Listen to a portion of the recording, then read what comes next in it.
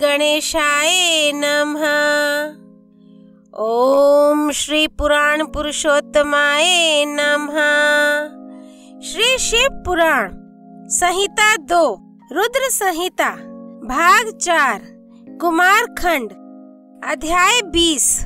स्वामी कार्तिक और गणेश की बाल लीला दोनों का परस्पर विवाह के विषय में विवाद, शिवजी द्वारा पृथ्वी परिक्रमा का आदेश, कार्तिकेय का प्रस्थान, गणेश का माता पिता की परिक्रमा करके उनसे पृथ्वी परिक्रमा स्वीकृत कराना, विश्व रूप की सिद्धि और बुद्धि नामक दोनों कन्याओं के साथ गणेश का विवाह और उनसे क्षेम तथा लाभ नामक 2 पुत्रों की उत्पत्ति, कुमार का पृथ्वी परिक्रमा करके लौटना और शुद्ध होकर क्रौंच पर्वत पर चला जाना, कुमार खंड के श्रवण की महिमा। नारद जी ने पूछा, तात, मैंने गणेश के जन्म संबंधी अनुपम वृतांत तथा परम पराक्रम से विभूषित उनका दिव्य चरित्र भी सुन लिया। सुरेश्वर, उसके बाद कौन सी घटना घटी, उसका वर्णन कीजिए, क्योंकि पिताजी शिव और पार्वती का उज्जवल यश महान आनंद प्रदान करने वाला है। ब्रह्मा जी ने कहा, मुनि श्रेष्ठ, तुम तो बड़े कारुणिक हो, तुमने बड़ी उत्तम बात पूछी है। ऋषि सत्तम, अच्छा, अब मैं उसका वर्णन करता हूँ, तुम ध्यान लगाकर सुनो। विप्रेंद्र, शिव और पार्वती अपने दोनों पुत्रों की बाल लीला देख देख कर महान प्रेम में मगन रहने लगे। पुत्रों का लाड़ प्यार करने के कारण माता पिता का सुख दिनों दिन बढ़ता जाता था और वे दोनों कुमार प्रीति पूर्वक आनंद के साथ तरह तरह की लीलाएं करते थे। मुनीश्वर, वे दोनों बालक स्वामी कार्तिक और गणेश भक्ति पूरी चित्त से सदा माता पिता की परिचर्या किया करते थे।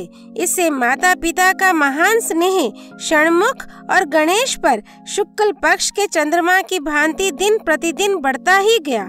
एक समय शिव और शिवा दोनों प्रेम पूर्वक एकांत में बैठकर यूं विचार करने लगे कि हमारे ये दोनों पुत्र विवाह के योग्य हो गए, अब इन दोनों का शुभ विवाह कैसे संपन्न हो। हमें तो जैसे षडानन प्यारा है वैसे ही गणेश भी है।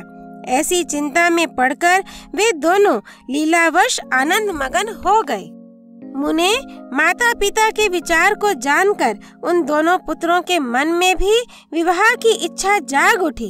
वे दोनों पहले मैं विवाह करूंगा, पहले मैं विवाह करूंगा, यूं बारंबार कहते हुए परस्पर विवाद करने लगे। तब जगत के अधीश्वर वे दोनों दंपति पुत्रों की बात सुनकर लौकिक आचार का आश्रय ले परम विस्मय को प्राप्त हुए। कुछ समय बाद उन्होंने अपने दोनों पुत्रों को बुलाया और उनसे इस प्रकार कहा।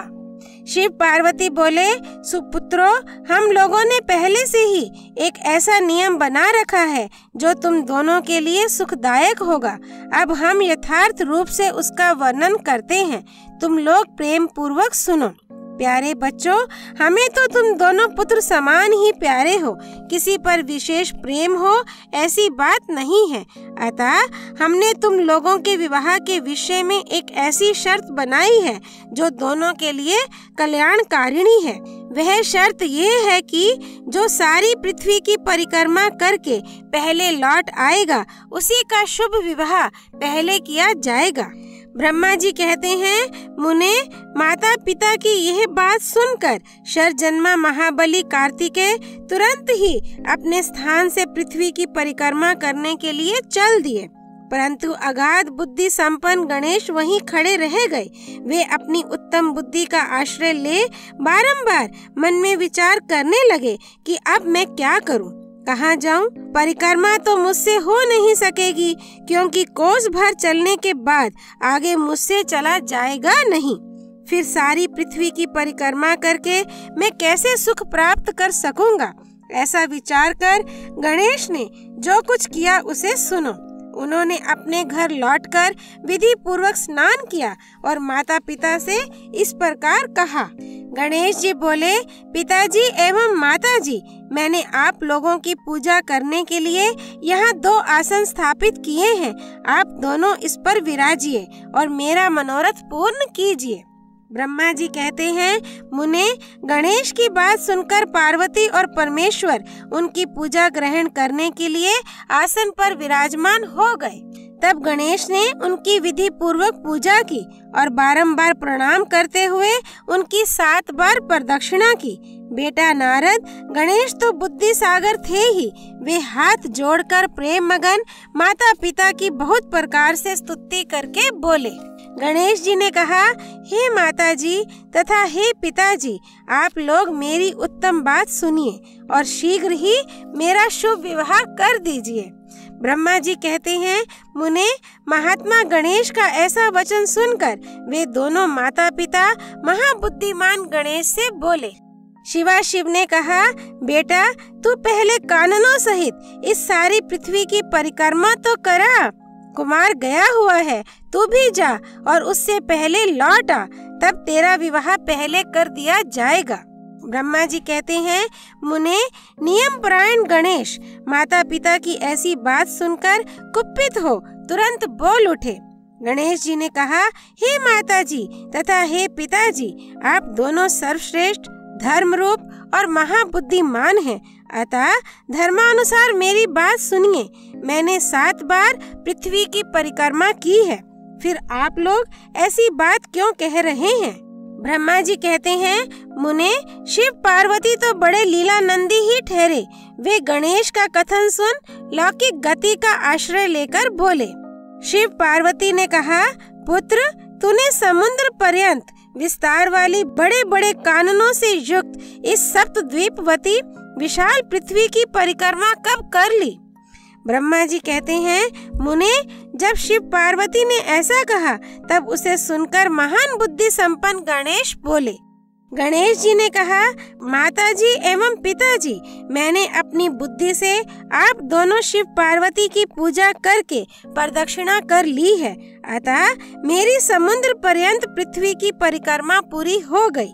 धर्म के संग्रहभूत वेदों और शास्त्रों में जो ऐसे वचन मिलते हैं वे सत्य हैं अथवा असत्य। वे वचन हैं कि जो पुत्र माता पिता की पूजा करके उनकी प्रदक्षिणा करता है उसे पृथ्वी परिक्रमा जनित फल सुलभ हो जाता है। जो माता पिता को घर पर छोड़कर तीर्थ यात्रा के लिए जाता है वह माता पिता की हत्या से मिलने वाले पाप का भागी होता है, क्योंकि पुत्र के लिए माता पिता का चरण सरोज ही महान तीर्थ है।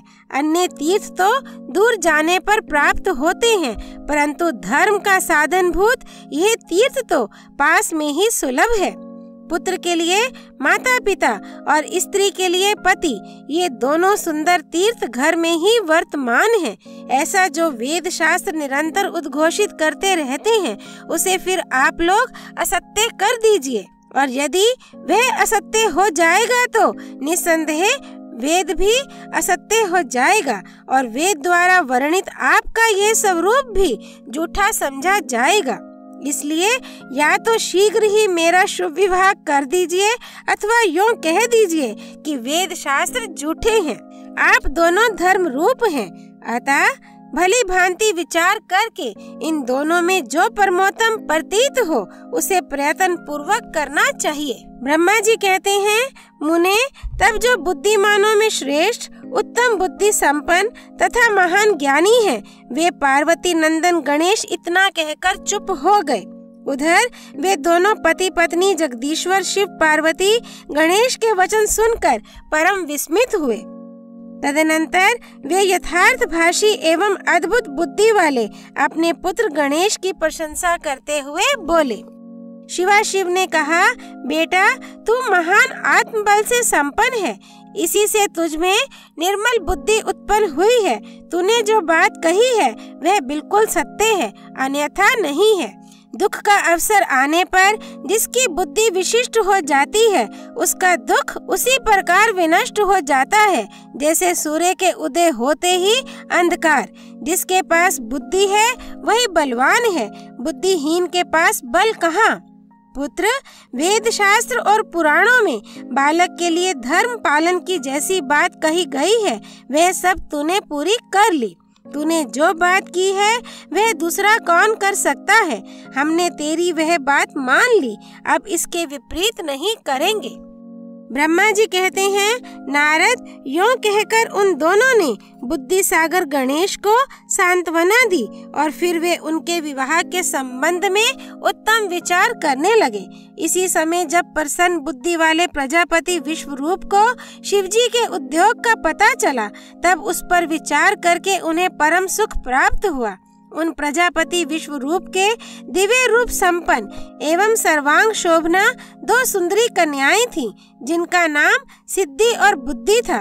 भगवान शंकर और गिरिजा ने उन दोनों के साथ हर्ष पूर्वक गणेश का विवाह संस्कार संपन्न कराया। उस विवाह के अवसर पर संपूर्ण देवता प्रसन्न होकर पधारे। उस समय शिव और पार्वती का जैसा मनोरथ था, उसी के अनुसार विश्वकर्मा ने वह विवाह किया। उसे देखकर ऋषियों तथा देवताओं को परम हर्ष प्राप्त हुआ। मुने, गणेश को भी उन दोनों पत्नियों के मिलने से जो सुख प्राप्त हुआ, उसका वर्णन नहीं किया जा सकता। कुछ काल के पश्चात महात्मा गणेश के उन दोनों पत्नियों से 2 दिव्य पुत्र उत्पन्न हुए। उनमें गणेश पत्नी सिद्धि के गर्भ से क्षेम नामक पुत्र पैदा हुआ और बुद्धि के गर्भ से जिस परम सुंदर पुत्र ने जन्म लिया, उसका नाम लाभ हुआ। इस प्रकार जब गणेश अचिंत्य सुख का भोग करते हुए निवास करने लगे, तब दूसरे पुत्र स्वामी कार्तिक पृथ्वी की परिक्रमा करके लौटे।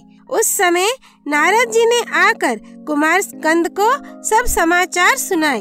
उन्हें सुनकर कुमार के मन में बड़ा क्षोभ हुआ और वे माता पिता शिवा शिव के द्वारा रोके जाने पर भी न रुककर क्रौंच पर्वत की ओर चले गए। देवऋषि उसी दिन से शिव पुत्र स्वामी कार्तिक का कुमारत्व कुंवारपना प्रसिद्ध हो गया। उनका नाम त्रिलोकी में विख्यात हो गया।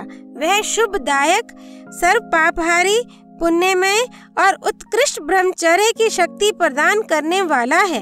कार्तिक की पूर्णिमा को सभी देवता, ऋषि, तीर्थ और मुनीश्वर सदा कुमार का दर्शन करने के लिए क्रौंच पर्वत पर जाते हैं। जो मनुष्य कार्तिकी पूर्णिमा के दिन कृत्तिका नक्षत्र का योग होने पर स्वामी कार्तिक का दर्शन करता है, उसके संपूर्ण पाप नष्ट हो जाते हैं और उसे मनोवांछित फल की प्राप्ति होती है। इधर स्कंद का बिछोह हो जाने पर उमा को महान दुख हुआ। उन्होंने दीन भाव से अपने स्वामी शिवजी से कहा, प्रभु, आप मुझे साथ लेकर वहाँ चलिए। तब प्रिया को सुख देने के निमित्त स्वयं भगवान शंकर अपने एक अंश से उस पर्वत पर गए और सुखदायक मल्लिकार्जुन नामक ज्योतिर्लिंग के रूप में वहाँ प्रतिष्ठित हो गए। वे सत्पुरुषों की गति तथा अपने सभी भक्तों के मनोरथ पूर्ण करने वाले हैं। वे आज भी शिवा के सहित उस पर्वत पर विराजमान हैं। बेटा नारद, वे दोनों शिवा शिव भी पुत्र स्नेह से विवल होकर प्रत्येक पर्व पर कुमार को देखने के लिए जाते हैं। अमावस्या के दिन वहाँ स्वयं शंभु पधारते हैं और पूर्णिमा के दिन पार्वती जी जाती हैं। मुनीश्वर, तुमने स्वामी कार्तिक और गणेश का जो वृत्तांत मुझसे पूछा था, वह सब मैंने तुम्हें कह सुनाया। इसे सुनकर बुद्धिमान मनुष्य समस्त पापों से मुक्त हो जाता है और उसकी सभी शुभ कामनाएं पूर्ण हो जाती हैं। जो मनुष्य इस चरित्र को पढ़ता अथवा पढ़ाता है एवं सुनता अथवा सुनाता है, निस्संदेह उसके सभी मनोरथ सफल हो जाते हैं। यह अनुपम आख्यान पापनाशक, कीर्तिप्रद, सुखवर्धक, आयु बढ़ाने वाला, स्वर्ग की प्राप्ति कराने वाला, पुत्र पौत्र की वृद्धि करने वाला, मोक्षप्रद, शिवजी के उत्तम ज्ञान का प्रदाता, शिव पार्वती में प्रेम उत्पन्न करने वाला और शिव भक्ति वर्धक है। यह कल्याणकारक, शिवजी के अद्वैत ज्ञान का दाता और सदा शिवमय है। अतः मोक्षकामी एवं निष्काम भक्तों को सदा इसका श्रवण करना चाहिए। अध्याय 20 संपूर्ण। रुद्र संहिता का कुमार खंड संपूर्ण। शिवा शिव नंदन बुद्धि संपन्न गणेश जी की जय। भगवान शिव शंकर माँ पार्वती पुत्र स्वामी कार्तिकेय की जय। क्रौंच पर्वत मल्लिकार्जुन ज्योतिर्लिंग की जय। हर हर महादेव। श्री हरि अर्पणमस्तु।